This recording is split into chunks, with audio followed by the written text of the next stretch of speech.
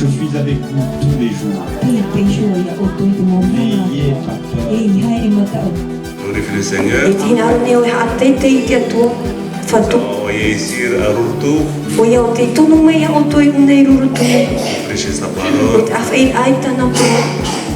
et guérir nos âmes et nos corps. Je voudrais vous dire que Dieu est dans la barque des มีโอ Polynésiens โต tous อย่า les อดตัว jours. Alléluia. ตุยโอโตเราโอราอาติมีตุยอย่าอ Regardez ดตั qu'il ว y a de l'eau jusqu'au rabord.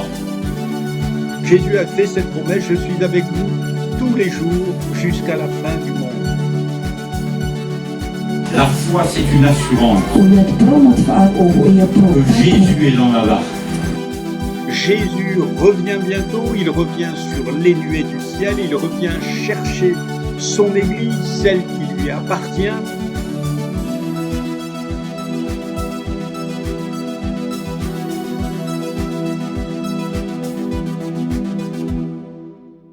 Il espère en moi. Et pendant des années, j'ai été pasteur dans plusieurs églises en France. J'ai mené toute une carrière pastorale. Et au milieu de vous, vous m'avez vu travailler. Il y a des années en arrière, je venais ici, à Charleville-Mézières, prêcher l'évangile au nom de la mission intérieure des Assemblées de Dieu de France. Je suis toujours pasteur des Assemblées de Dieu de France, mais Dieu m'a envoyé, m'a fait rentrer véritablement maintenant dans ma vocation. Alléluia. Tant il est vrai que ce que vous avez besoin, c'est pas de suivre une conférence, mais c'est d'entrer dans votre vocation. Alléluia. Vous avez des enfants? Vous avez des enfants? Est-ce qu'ils font tous le même métier? Est-ce qu'ils viennent toujours vous voir tous à la même heure? Ils sont tous différents. Vous avez chacun une vocation dans laquelle vous devez entrer. Alléluia. Une vocation de liberté, une vocation qui vous rendra à tout ce que vous êtes. Une vocation qui vous donnera la possibilité de véritablement vous affranchir de toute la dimension religieuse, dans laquelle, eh bien, l'adversaire voudrait tout le temps nous entraîner. Vous savez, on a toujours des tendances à devenir des Galates en nous-mêmes, à vouloir avoir une sécurité. Mais la vraie sécurité, c'est Jésus. La vraie sécurité, c'est la vie qu'il nous donne. Amen. C'est pas les difficultés dans lesquelles nous sommes. Et j'aimerais ce matin que nous regardions pas à nous-mêmes, à notre nombril, mais vous annoncer l'évangile du royaume. Alléluia. Ce qui nous permet de nous détacher de nous-mêmes, de nos problèmes, pour réaliser celui qui peut tout. Amen. Et celui qui vit en nous peut tout. Alléluia. Il peut changer nos conditions, changer nos cœurs, changer nos pensées, changer notre manière de voir même Dieu. Vous savez que la repentance du Nouveau Testament, c'est pas la repentance de l'Ancien Testament. Cette repentance nous conduit à véritablement une métanoïa, c'est-à-dire changer d'opinion par rapport à celui qui est. Alléluia. Et entrer enfin dans une véritable adoration. La véritable adoration, c'est pas se regarder le nombril, c'est regarder à Jésus. Alléluia. C'est pas ce que je suis qui est important. C'est pas que j'ai de la voix ou que j'ai pas de voix. C'est que je puisse me le célébrer de tout mon cœur, de toute mon âme, de toute ma force et de toute ma pensée. Peut-être danser devant lui parce que c'est à ça que je suis appelé. Peut-être me lever devant lui parce que c'est à ça que je suis appelé. Alléluia. Peut-être juste garder le silence devant lui parce que c'est aussi à ça que je suis appelé. Comme vos enfants ont chacun une vocation, vous êtes tous ensemble le corps de Christ. Alléluia. Et comme dans un corps, eh bien, chacun a des fonctions, des visibles et des invisibles. Mes yeux vous voient, mais mon estomac ne vous voit pas. Pourtant, ce matin, il a bien reçu le croissant que je lui ai donné. Et il sert, bien sûr, encore maintenant, ce croissant, à vous regarder, à vous voir, parce que tout communique la vie. Alléluia. Et le corps de Christ est fait pour communiquer la vie. Alléluia. Alors tu peux dire à ton voisin ce matin, t'as bien fait de venir parce qu'on est vivant. Alléluia. La Bible dit, c'est pas les morts qui te louent, ce sont les vivants. Alléluia. Ah, dites-le à votre voisin vraiment, tu as bien fait de venir mon frère, dites-lui un peu, parce que je vous vois pas bouger ce matin. On est venu adorer le prince de la vie. J'aimerais ouvrir tout de suite la Bible dans Romains chapitre 5 pour que nous vivions ensemble cet évangile de la grâce. Alléluia. Plus que jamais, le peuple de Dieu a besoin de rentrer dans la grâce. La grâce, c'est pas ce que nous faisons pour lui, c'est tout ce que lui a fait pour nous. Alléluia. Et vous savez, il n'y a pas grand-chose que vous pouvez faire pour lui. Parce que c'est lui qui a dit « tout est accompli ». C'est lui qui a tout fait. C'est lui qui vous a amené ce matin. Même si vous êtes arrivé un peu chagrin, un peu comme ci, comme ça, en regardant votre nombril, c'est lui qui vous a conduit. Alléluia. Malgré votre mauvais caractère, vos mauvais désirs, vos mauvaises pensées, il vous attire sur son cœur. Alléluia. Parce que Dieu est plus fort et plus grand que votre cœur. Et même la Bible déclare, si ton cœur t'accuse, Dieu est plus grand que ton cœur. Alléluia. Pour t'attirer vraiment à lui. Alors, sans plus tarder, Romains 5, chapitre 1er et 2. Étant donc justifiés par la foi, nous avons la paix avec Dieu par notre Seigneur Jésus-Christ, à qui nous devons d'avoir eu par la foi accès à cette grâce dans laquelle nous demeurons fermes et nous nous glorifions dans l'espérance de la gloire de Dieu. Quelqu'un peut dire amen ou j'explose. C'est beau quand même la Bible, hein? Alléluia. Moi, je lis une phrase et j'explose de joie. Parce que tout est joie dans l'Écriture. Tout nous amène à Jésus. Et quand nous sommes dans sa présence, nous sommes rayonnants de joie. Alléluia. Quand nous sommes devant notre miroir, on dit, dis donc, quelle catastrophe, hein? Mais quand on regarde dans l'Écriture, on dit, quelle beauté. Alléluia. C'est pour ça qu'il vaut mieux briser les miroirs. Rassurez-vous, ça porte pas de malheur. Mais en regardant à Jésus, vous allez être changé, transformé de gloire en gloire. Alléluia. Tant il est vrai que c'est pas la couleur de vos cils qui sont importants, mais l'état de votre cœur. Amen. Et Dieu regarde pas à l'état de vos visages ce matin, mais il regarde au cœur. Tant il est vrai que c'est là, c'est de ton cœur que viennent les sources de la vie. Il faut veiller sur quoi? Pas sur le miroir, hein? Il faut veiller sur son cœur, parce que c'est de lui que viennent les sources de la vie. Amen. Est-ce que vos cœurs sont en paix ce matin? Alléluia, j'ai quelques amens, hein, mais j'ai bien fait de venir. Vous avez bien fait de venir parce que peut-être vous allez découvrir cette paix ce matin que Dieu véritablement donne. Par son évangile. L'évangile, c'est la puissance de Dieu. C'est pas votre force à vous, c'est la puissance de Dieu. Afin que nous mettions les choses bien au clair ce matin, nous pouvons rien, mais lui peut tout. Nous sommes absolument sans aucune qualification, mais lui est qualifié pour tout. Alléluia. Et il peut nous qualifier pour chacune de nos vocations. Les années ont passé dans ma vie, j'ai été un vagabond des mers, un voyou sur la mer, et souvent quand je me présente dans les assemblées où je vais en Polynésie, eh bien je dis, vous voyez, j'étais un de ces gars, parce qu'il y a beaucoup de bateaux sur les lagons, je dis, vous voyez, j'étais un de ces gars qui vivaient sur les bateaux, là, un petit peu d'errance et de soleil, de poissons, d'amour et d'eau fraîche. Et maintenant, je vis plus de ça, je vis de Christ. Même si je vis dans un beau décor, c'est pas le décor qui compte. Mais quand je suis avec ma femme, ce qui nous plaît de voir, c'est les malades guéris. On est parti, il y avait encore 2 baptêmes dans le Saint-Esprit dans la semaine. C'est ça qui nous plaît. Alléluia. C'est de voir le soleil de Dieu se lever dans le cœur des hommes. Et Dieu sait que c'est un grand besoin. Alors, ma vie a changé. J'avais pour vocation, très jeune, de partir sur la mer. Et j'ai été un vagabond des mers. Quand Dieu m'a saisi, il a fait de moi un père de famille. J'ai eu une grande famille, 5 enfants. Je les ai toujours. Grégoire est un de ceux-là, c'est le 2e. Et les petits-enfants, 7 petits-enfants maintenant.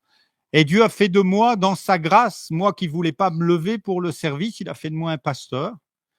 Je ne pensais pas que je sois qualifié, puisque je m'étais arrêté à l'école à 15 ans. Je ne pensais pas être qualifié pour un jour prêcher sur une estrade. Mais c'est Dieu qui a conduit la vocation pendant 35 ans. Et là, maintenant, alors que ma femme venait de décéder, alors que tous mes projets se sont effacés, Dieu m'a ressuscité. Et il m'a fait entrer dans cette vocation extraordinaire en Polynésie de devenir missionnaire, de devenir aussi, et vous avez vu dans la présentation, de devenir un enseignant. Alors que même qu'on me proposait d'enseigner à des prédicateurs, je me suis dit non, ça c'est vraiment pas pour moi. Et à la fin de cette semaine, on est venu me voir en disant, mais tu as fait des études dans quelle université? Je dis, moi j'ai fait bac moins 0,0. J'ai jamais été beaucoup à l'école, mais j'ai suivi le pédagogue, le Saint-Esprit qui vous conduit dans toute la vérité, dans votre véritable vocation, là où vous devez être. Amen. Et là où on doit être, c'est là qu'on est bien. Quand on n'est pas à sa place, on n'est pas à sa place. Simplement, mon œil ne peut pas être à la place de mon estomac. Il n'aurait pas reçu le croissant ce matin. Mais mon estomac ne peut pas être à la place de mon œil. Voilà pourquoi souvent il y a des distorsions dans le corps même de Christ. On veut des places, mais ce n'est pas une place qu'il nous faut. C'est le cœur de Dieu où nous sommes. Alléluia. Et là où je suis, je veux que vous soyez aussi. Et quand vous sentez que vous êtes bien là où vous êtes simplement dans la paix de Dieu. Amen. Et dans ce texte que nous venons de lire, étant donc justifiés par la foi, nous avons la paix avec Dieu par notre Seigneur Jésus-Christ. Non seulement c'est cet évangile de la bonne nouvelle, et il n'est pas question de nous ce matin, il est question de lui, parce que plus je vais le mettre au centre de ma vie, plus vous allez vivre pleinement. Voilà pourquoi il est important. Vous savez, on est dans des dispositions où on parle toujours du moi, je. Puisse-t-il vraiment être crucifié à la croix pour que lui vive? Alléluia. Et quand c'est lui qui vit, tout est transformé. L'apôtre Paul dira d'ailleurs, ce n'est plus moi qui vis, c'est Christ qui vit en moi. Alléluia. Il a fait le choix de mourir dans ses désirs humains pour être dans le plan divin. Amen. Et dans la vocation qu'il nous adresse à chacun. Et cette vocation commence par la justice. Nous sommes justifiés par la foi. Vous savez, plus on voyage, plus on rencontre des gens qui se sentent pas bien, des chrétiens, pas à leur place et qui se sentent coupables, culpabilisés. L'accusateur, c'est le diable. Il utilise toutes sortes de moyens pour vous faire croire que vous n'êtes pas encore assez bien, que vous ne pouvez pas, que vous n'avez pas la force, que vous avez besoin de formation. Alors, dans le monde chrétien, on croule sous les formations. Moi, j'aimerais qu'on nage dans l'onction. Alléluia. Qu'on croule plus sous les formations et qu'on n'ait plus des cahiers de ci, des cahiers de là, mais qu'on ait de l'huile fraîche. Alléluia. C'est pas ce que vous aspirez, vous? Amen. Parce que le Saint-Esprit est celui qui nous forme et qui nous forme à des convictions. Tout ce qui n'est pas conviction est péché. Donc, ce qu'il nous faut, c'est être des hommes et des femmes convaincus. Et Paul dira aux Romains, vous savez que l'épître aux Romains, c'est l'épître de toutes les réformes. Étant donc justifié, c'est fait. Alléluia. La justice est passée par là dans ma vie. Amen. Et peut-être vous penserez que je prêche comme un farfelu. Mais peu importe, la justice de Dieu est passée dans ma vie. C'est pas important que vous reteniez les gestes que je fais. Ce qui est important, c'est que vous receviez une parole dans vos cœurs. Alléluia. Étant donc justifié, c'est fait. Alléluia. La Bible dit qu'à la croix, Jésus a pris l'acte dont les ordonnances nous condamnaient. En mourant sur la croix, il y a quelque chose de la justice divine qui s'est accomplie d'une manière définitive. Il a pris nos péchés une fois pour toutes. Alléluia. Il a tout pris sur lui, mes péchés d'avant ma conversion. Quand je vivais sur mon bateau, quand j'étais un voleur, un brigand, quand je fumais mon hashish, Dieu a pris tout ça. Mais il a pris mes péchés d'hier encore, mes péchés d'aujourd'hui, parce qu'il n'y a pas d'homme qui ne pêche pas. Alléluia. On commet des erreurs, on embrasse quelqu'un, on oublie quelqu'un à côté, et il y a une petite blessure, c'est pas, mais voilà, nous sommes pécheurs. Mais grâce soit rendue à Dieu, mes péchés d'aujourd'hui sont effacés. Et il a même pourvu aux péchés de demain. Parce que vous ne savez pas encore qui vous êtes au final, au fond de votre cœur. Voilà pourquoi les 10 commandements ont été écrits, mais bien avant, non pas pour nous amener au salut. Les 10 commandements n'ont sauvé personne, mais pour nous convaincre que nous n'avons pas besoin d'un Dieu tout-puissant, mais d'un Dieu plein d'amour. Alléluia, qui prend plaisir à la miséricorde et non au sacrifice, étant donc justifié, rendu juste. Alléluia.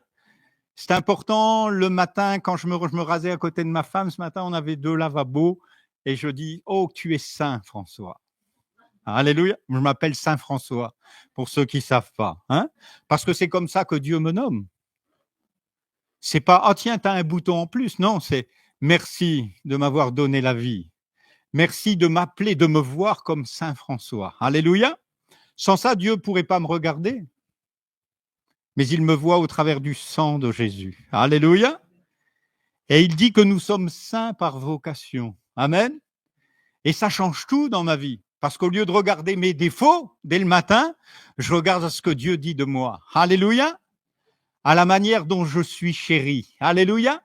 Et quand vous vous sentez aimé à ce point-là, eh bien, c'est pas la vraie prédication de l'évangile, la vraie grâce ne nous conduit pas au péché, mais elle nous conduit tout droit dans les bras d'un Dieu d'amour qui nous convainc, eh bien, non pas de péché, mais qui nous convainc d'aimer encore. Parce qu'il nous remplit de ce Saint-Esprit qui est un esprit de grâce, de paix, de pardon, et qui nous conduit dans l'amour véritable du Père. Donc, étant justifiés par la foi, nous avons la paix avec Dieu. Justifiés comme qui? Bien avant la loi, parce que la loi est venue par Moïse. Et nul n'a accompli la loi. Pendant 1800 ans, la loi a été proclamée.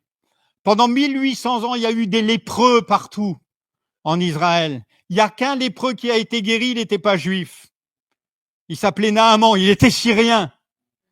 Mais quand Jésus est venu, une des premières choses qu'il a faites, il a guéri des lépreux. Alléluia. Et vous savez ce qu'il leur dit? Il leur dit, allez voir les sacrificateurs. Mais les sacrificateurs, ils se grattaient la tête. Ils disent, mais ça fait 1800 ans qu'on prêche la loi. On n'a jamais vu un lépreux guéri. Ils étaient obligés de reprendre les livres pour savoir comment faire la purification. Grâce soit rendue à Dieu qui peut guérir toutes les lèpres. Alléluia, dans la personne de Jésus. Quelle que soit la manière dont vous regardez, laissez Dieu vous regarder. Laissez-lui prendre la place. Laissez pas votre miroir vous rendre le visage que vous avez accepté la vision du Père pour vous. Amen. C'est d'ailleurs ce qui a coûté la vie à Jésus. Parce que, alors que tous les Juifs et tous les religieux priaient Adonai, le grand Dieu puissant, Jésus a dit lorsque vous priez, dites Papa. Waouh, quelle vision. Voilà pourquoi on l'a mis sur la croix. Un homme qui parle à Dieu comme à son Père. Et pour faire de nous des fils et des filles. Pas des gens qui se cachent derrière une religion, mais des gens qui ouvrent leur cœur en disant « Papa, c'est de toi qu'on a besoin. C'est toi seul qui peux nous justifier, nous déclarer justes. Nous étions morts dans nos offenses et nos péchés. Il nous a ramenés à la vie. Et l'ayant fait, c'est pas pour nous abandonner. Je trouve tellement de chrétiens qui font des efforts, qui essaient de se changer. Je dis, mais laissez-le faire. Si vous n'étiez pas capable d'être sauvé quand vous étiez pécheur, si Dieu a eu besoin de venir quand vous étiez un misérable pécheur comme moi, bien à plus forte raison, maintenant que vous êtes devenus ses enfants, c'est lui qui va vous changer. Alléluia.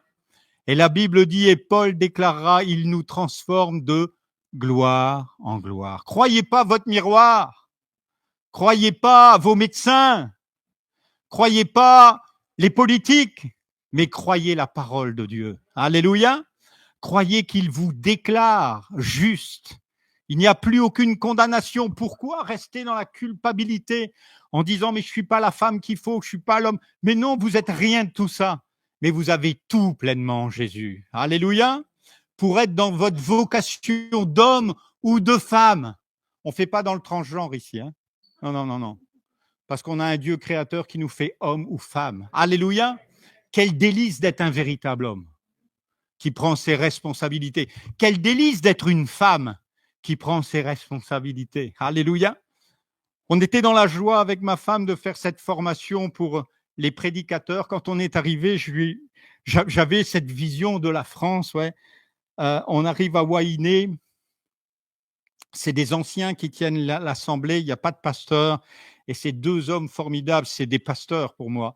Et je les considère comme tels parce que la Bible dit, Pierre dira, moi, ancien comme vous, et ces hommes-là, ils tiennent. Et c'est pas facile de tenir une église quand il y a que 6000 personnes sur une île. Et je disais à Annie, je disais, je vais arriver là, il y a sans doute 3 ou 4 hommes qui seront là. On est arrivé dans cette salle. D'ailleurs, elle ne voulait pas venir. Elle me dit, s'il y a que 3 ou 4 bonhommes, je n'ai pas ma place là. J'ai dit, viens avec. Il y avait 28 personnes. Les femmes qui étaient là, je dis, mais pourquoi vous êtes là? Pour soutenir nos maris. Ah, je dis, ça, c'est des femmes. Alléluia. Dans les réunions d'hommes, mes sœurs, il faut venir. Pas pour vous, pour soutenir les bonhommes. Alléluia. Et on était émerveillés. Tous les enfants étaient là aussi et tout le monde crayonnait et ça vivait parce que tout le monde était justifié. Alléluia. Et là où on pensait qu'il y aurait que 2 ou 3 hommes, il y a eu 8 personnes qui se sont levées pour prêcher l'évangile. Alléluia. Et je leur ai dit, vous allez faire des erreurs. Parce que vous allez faire des erreurs. Vous allez prêcher des bêtises. C'est pas grave. Relevez-vous et continuez. Alléluia. Parce que c'est ça la vie avec Jésus. Alléluia. C'est la vie que vous trouverez partout dans l'Écriture de ces hommes qui, malgré leur chute, malgré leur faiblesse, malgré leur tristesse, se sont relevés et relevés encore. Amen. C'est pas de tomber qui est important, c'est de réussir à faire du vélo. Alléluia. Vous allez tomber 10 fois, mais vous vous relevez et vous finissez par savoir faire du vélo. Merci Seigneur pour les vélos. Alléluia. Mais merci Seigneur pour la vie que tu nous donnes. Donc Romains 5, on va lire ensemble, justifié par la foi, et pas par la foi de Moïse, par la loi de Moïse, mais par la foi, celle d'Abraham, 400 ans avant Jésus-Christ. C'est toujours Paul qui parle dans Romains 4 au verset 17 à 25. J'essaie d'aller vite parce que je vois que j'ai fait un bon maha, mais il y a peut-être de la longueur. Romains 4, versets 17 à 25. Je t'ai établi père d'un grand nombre de nations. Il est notre Père devant celui auquel il a cru. Dieu qui donne la vie aux morts et qui appelle les choses qui ne sont pas comme si elles étaient. Espérant contre toute espérance, il crut, en sorte qu'il devint père d'un grand nombre de nations, selon ce qui lui avait été dit, telle sera ta prospérité. Et sans faiblir dans la foi, il ne considéra pas que son corps était déjà usé, puisqu'il avait près de 100 ans et que Sarah n'était plus en état d'avoir des enfants.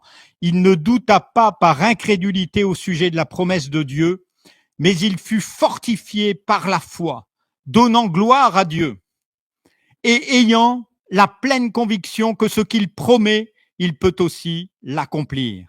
C'est pourquoi cela lui fut imputé à justice. Mais ce n'est pas à cause de lui seul qu'il est écrit que cela lui fut imputé, c'est encore à cause de nous à qui cela sera imputé, à nous qui croyons en celui qui a ressuscité des morts, Jésus notre Seigneur, lequel a été livré pour nos offenses et est ressuscité pour notre justification.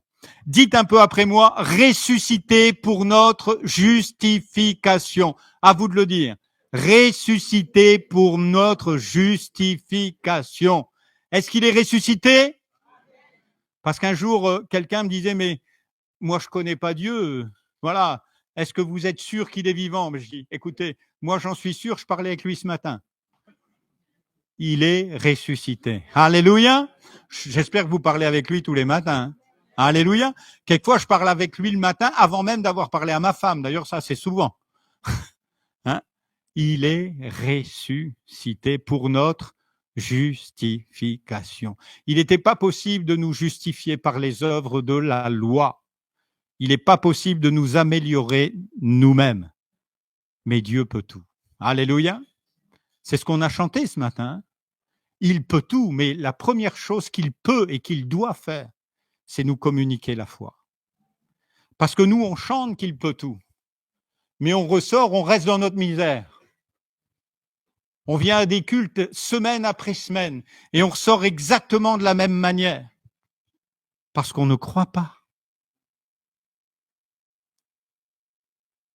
Et c'est la seule chose à laquelle Dieu nous entraîne et nous invite à vivre, c'est la foi. La foi, c'est une ferme assurance qui nous conduit ensuite, cette ferme assurance nous conduit dans une conviction. Et quand vous avez la conviction, quand bien même des foules entières te disent « il ne faut pas aller là », vous savez que c'est l'endroit où vous avez besoin d'aller. Alléluia. Le pasteur vous dit « tu ne peux pas faire comme ça », mais toi, tu sais que tu dois aller là. Et le problème, ce n'est pas de s'opposer à des pasteurs, c'est d'accepter votre vocation. Alléluia. Et tous, aussi différents que vous êtes, vous avez une vocation différente. Et vous devez absolument être convaincus de ce que vous avez à faire, du métier que vous avez à faire, de la femme, les jeunes, la femme que vous devez choisir, l'homme que vous devez choisir. Ne regardez pas, surtout pas à vos yeux. Tout ce qui brille n'est pas or. Et regardez plutôt au cœur. Alléluia. Afin de choisir l'époux selon le cœur de Dieu. Parce que c'est souvent les filles qui choisissent, hein, quoi qu'on en dise. Et réalisez un peu ce que Dieu veut, là où il veut vous conduire pour que vous entriez toute votre vie dans votre vocation. Amen. Vous êtes destiné, prévu pour avoir certains enfants. Si vous vous mariez avec la personne que vous n'avez pas, qui n'est pas prévue pour vous, vous allez rater beaucoup de choses dans votre vie. Et vous devrez quelquefois attendre des années pour re-rentrer de nouveau dans votre vocation. D'où l'importance vraiment, non pas seulement d'écouter ce qui se passe à l'église, mais d'avoir une conviction qui vient de la part de Dieu, afin que vous soyez au bon endroit, au bon moment. Je vous assure qu'on est conduit comme ça avec mon épouse, on sait exactement, on est au bon endroit, au bon moment. Encore un exemple, juste avant de prendre l'avion. Notre voiture devait être récupérée par des amis à Tahiti à 16h30. C'était défini, c'était prévu. Et puis il nous appelle au tout début d'après-midi, il dit « François, ce ne sera pas à 16h30, c'est 18h30. » Bon, il dit « il y a 2 heures devant nous. Il y a quelque chose. Il faut être sensible. L'esprit vous conduit dans la justice de Dieu. » Et puis on était dans un quartier de Papeete où on a une amie. Et tout de suite, ça vient dans mon cœur. Et je dis à un ami qui la connaît depuis beaucoup plus longtemps que moi, je dis, appelle-la. Et tout de suite, on l'entend, elle dit, écoutez, si vous êtes en bas, passez. Et on était au bon endroit, au bon moment. Depuis le matin, elle pleurait. Parce qu'elle avait un besoin au fond de son cœur. Elle avait besoin d'entendre une parole de Dieu. Et quand on est arrivé, tout de suite, la parole est venue dans mon cœur. Au bon moment, au bon endroit. Et cette sœur a été guérie. Alléluia. C'est pas l'important de vivre, c'est important d'être au bon moment, au bon endroit. Alléluia. Et que toute votre vie soit comme ça. Jésus a toujours été au bon endroit, au bon moment. Il a guéri cette femme au bord du puits. Et il était au bon endroit, au bon moment. Il avait soif. Il avait faim. Il était fatigué du voyage. Je veux dire que Dieu l'a même arrêté pour qu'il soit là au bon moment, au bon endroit. Et si vous aviez été cette femme, vous seriez partie comme elle est partie, pleine de joie en disant « Venez voir un homme qui m'a dit tout ce que je suis. » Alléluia. Elle qui vivait cachée. Elle qui avait eu 5 maris et qui vivait avec un homme qui n'était pas le sien, elle a pu dire maintenant je suis libre. Alléluia. Je peux vous dire venez le voir. Alléluia. Parce que lui a effacé toute ma peine. Lui a effacé tout ce que je suis, moi, pour faire de moi une nouvelle création. Amen. Quelle grâce extraordinaire. Au bon endroit, au bon moment, justifié par la grâce de Dieu, par la foi qui est en Jésus-Christ. Et c'est comme ça qu'Abraham fut justifié. Mais Abraham, tu es un vieux bonhomme. Oui, mais je suis arrivé au bon moment, au bon endroit. Alléluia. Les anges sont venus le visiter. C'était le bon moment, le bon endroit. Mais comment? C'est une vieille femme. Elle ne peut plus avoir d'enfant. tout est possible dans votre vocation. J'ai attendu pendant des années pour partir vers les îles. Mais maintenant, je peux vous dire, je suis toujours au bon endroit, au bon moment. Alléluia. Dieu veut vous guérir, mes frères et sœurs. Dieu veut vous bénir. Dieu veut bénir cette assemblée. Alléluia. Et comme le frère le disait, c'est vrai, il y a quelque chose qui arrive. Et quand on est atterri, que j'ai vu tous les arbres, j'ai dit, mais voilà le printemps. Alléluia. Il n'y a rien qui pourra l'arrêter. Alléluia. Vous savez que rien ne pourra empêcher la venue de Jésus. Alléluia. Oh, quelqu'un peut dire amen ou j'explose, hein? Rien n'empêchera Jésus de revenir, hein? Alléluia. Les Arabes ont eu beau mettre des tombes devant la porte, en disant le Messie reviendra pas. Mais Jésus est le prince de la vie. Alléluia. Et il y aura plus de tombes quand il passera parce qu'il a la capacité de ressusciter les morts. Mais il faut lire l'écriture et savoir, oui, quand Jésus viendra, ce sera au bon moment et au bon endroit. Alléluia. On sait qu'il reviendra à Jérusalem, mais on sait d'abord qu'il viendra sur les nuées du ciel. Alléluia. On n'a pas de peur à avoir quant à la politique, quant au ci, quant au là, quant au virus, quant à la bonne santé. On n'a pas de peur à avoir puisque nous sommes justifiés par la foi en Jésus-Christ. Et il a la capacité de ressusciter les morts. Alléluia. Et le Père a ressuscité le Fils afin que nous sachions non seulement que nous sommes justifiés, mais que c'est notre destinée. Vous n'êtes pas fait pour la mort, vous êtes fait pour la vie. Alléluia. Tiens, dis à ton voisin, tu vas rester en vie. Alléluia, dites-lui un peu. Alléluia.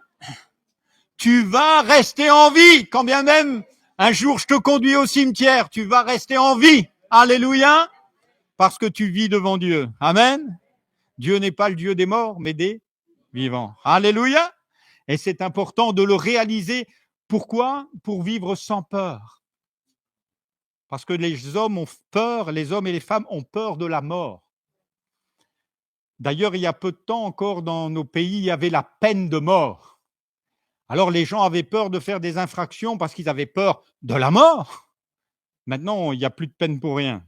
Ça, c'est autre chose, c'est de la politique. Mais souvent, les gens ont peur de vivre. Et même des chrétiens ont peur de se lancer dans leur destinée parce qu'ils disent « Ah là, voilà, il n'y aura plus de salaire, il n'y aura plus de ci, il va me manquer. » Mais Jésus, un jour, a pris ses disciples, il allait partir et il dit « Bon, les enfants, ça fait 3 ans que je marche avec vous, on fait un débriefing, comme ils disent maintenant, là, les jeunes. » Il les a pris autour de lui, il dit « Bon, maintenant, on fait le bilan. De quoi avez-vous manqué ?» Attends, on va sortir le listing. Seigneur, et Pierre a dit, mais attends, même quand on a dû passer au péager, là, tu m'as fait jeter là pour le poisson, un poisson avec de l'or. Bon, de quoi avez-vous? De rien, Seigneur. De rien. Alléluia.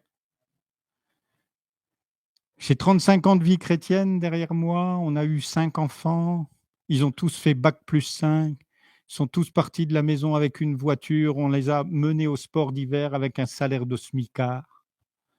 J'ai vu Dieu m'offrir des choses que même les milliardaires n'ont pas. J'ai vu Dieu m'offrir le ciel. Vous savez, il y a 15 jours, j'étais à Bora Bora, et à Bora Bora, il n'y a que des 5 étoiles.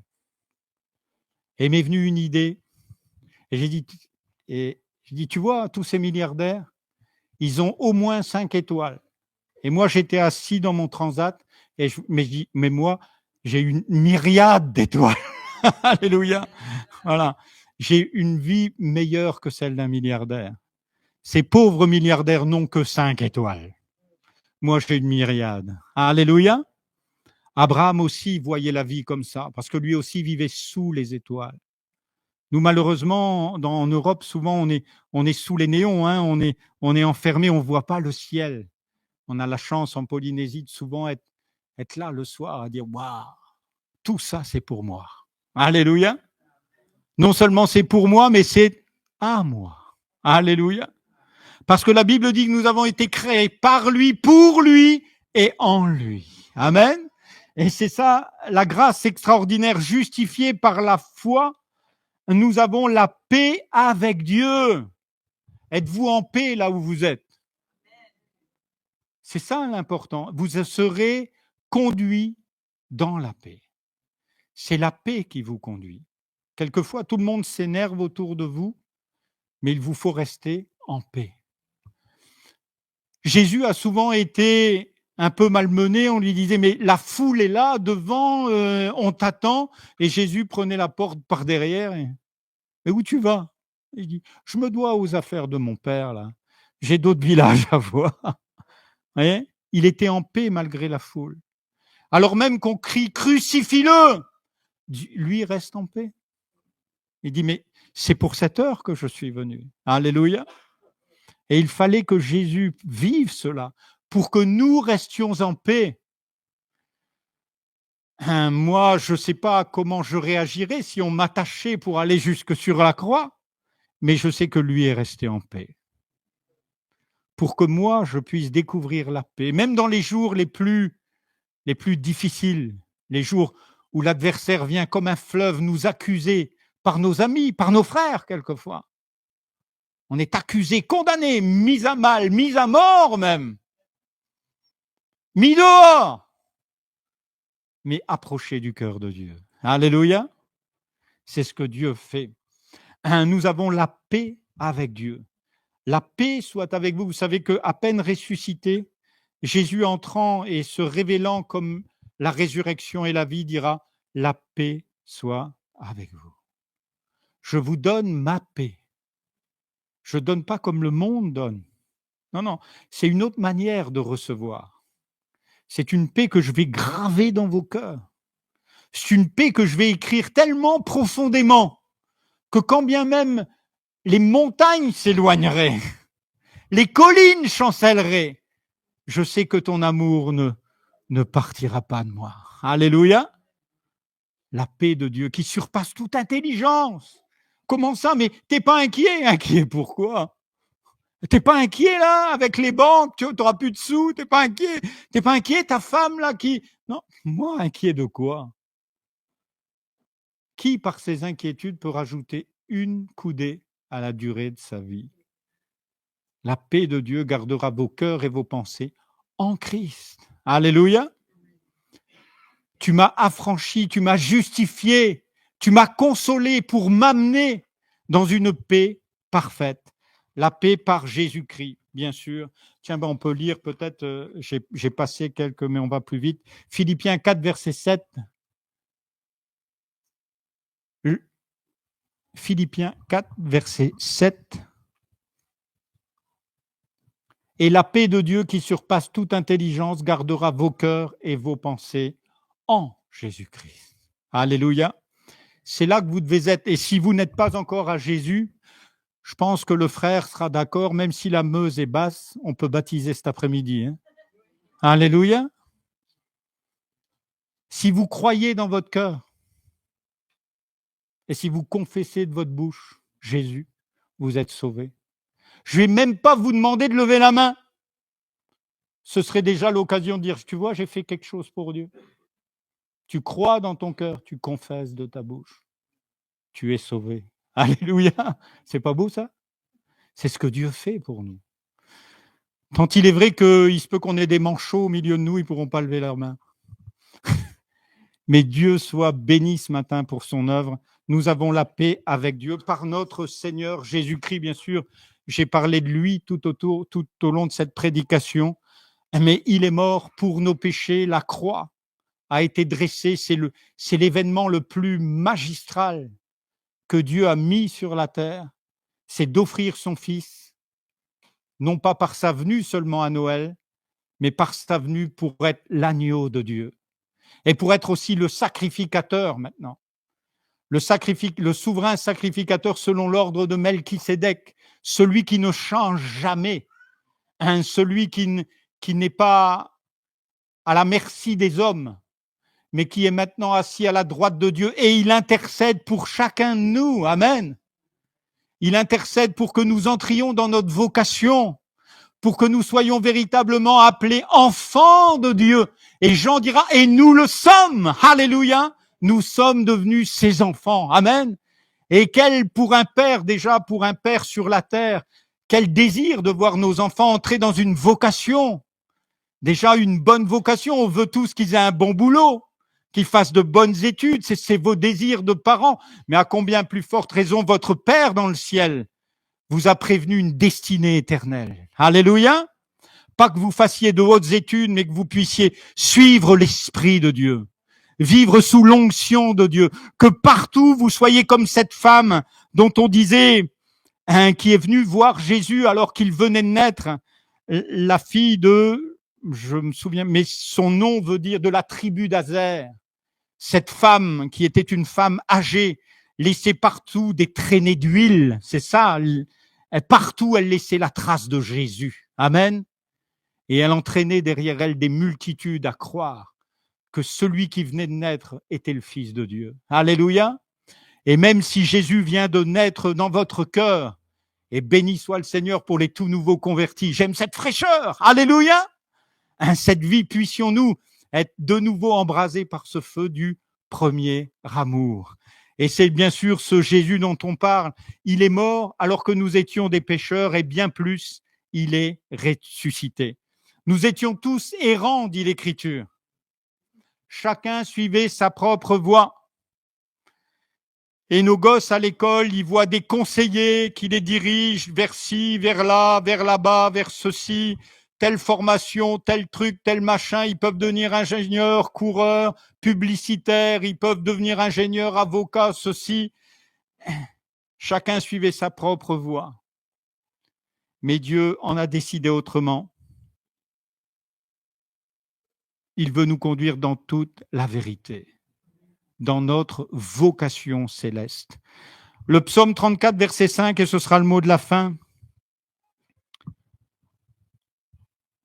Quand on tourne vers lui les regards, on est rayonnant de joie et le visage ne se couvre pas de honte. Alléluia.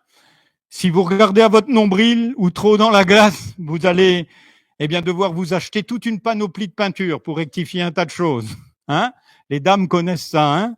Et des teintes et des trucs et des machins. Hein? On veut modifier l'image.